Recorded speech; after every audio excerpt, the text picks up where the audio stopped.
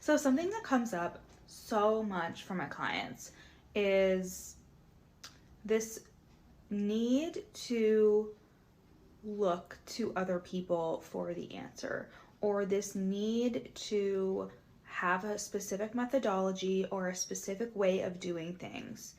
And I get it, because when you get started in something, I mean, this is the whole reason why we hire coaches. This is the whole reason why we work with mentors. So I totally get wanting to look to somebody in order to see what they're doing and what works for them, especially when you're in an industry in which, like, people say this is what you do step by step to make six figures in 6 months, like, all that bullshit that makes you think, oh my god, like, this is gonna happen, like, I'm gonna be able to make six figures in 6 months.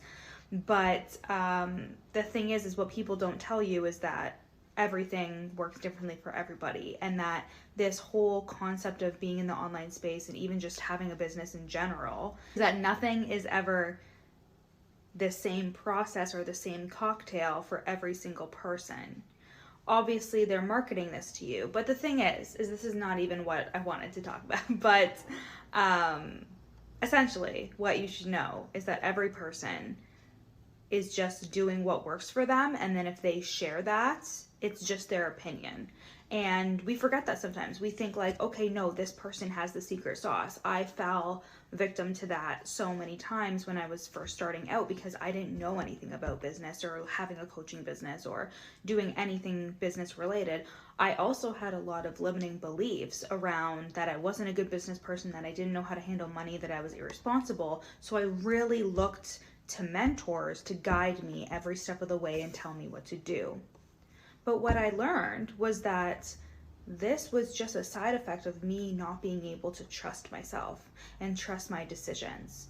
I have this one client who, she consistently is asking me how to do things and being like, what's the next step? What's the next thing that I should do to be successful or hit this next milestone and whatever. And yes, she did hire me as her mentor, her mindset mentor, mind you, but she did hire me as her mentor. But I have to constantly remind her, like, this is just an opinion, but you have to also trust that when you make a decision that you are making it with your best interests at heart, and that no matter what happens, you will be okay.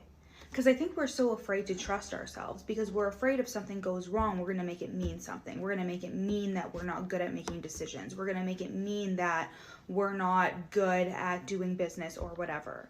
So we don't even bet on ourselves.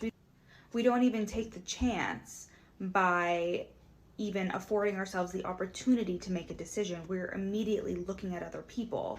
And this is codependency. So when you are codependent in business, it can look like being reliant on a mentor to tell you what to do, being reliant on vanity metrics, constantly looking at the numbers and making decisions purely based on the numbers, instead of being like, you know what, I really did like launching a group program. It didn't work out this round. I only got like 2 people or something, which is still a group, but I only got like 2 people. And even though I really want to do a group program, the numbers don't lie and this launch was shitty. So I'm just going to move on and do something different.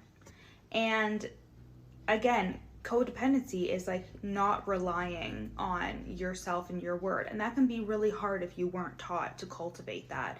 If you were taught to rely on somebody in your life as a child, if you were taught that when you made a decision, it was constantly questioned. And this goes hand in hand with imposter syndrome, in terms of being like, what you think and what you know is not valid or legitimate. So now you have to look to other people for the validation that your opinion or what you know or what you think or what you want to do is okay.